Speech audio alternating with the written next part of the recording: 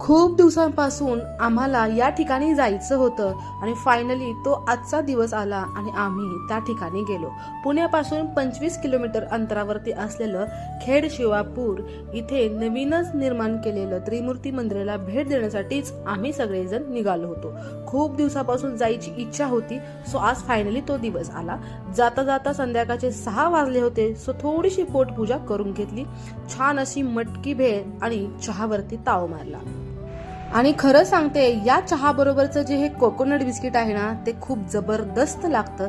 नक्की तुम्हीही ट्राय करा। आणि हे बघा आपलं ते त्रिमूर्ती मंदिर, खूप सुंदर अप्रतिम कारिगिरी या मंदिरामध्ये केलेली आहे। या मंदिरामध्ये जैन, वैष्णव, शिव या 3 धर्मांचा संगम केलेला आहे। हे त्रिमूर्ती मंदिर ऑल रिलिजन्स आर इक्वल असा मेसेज देत आहे।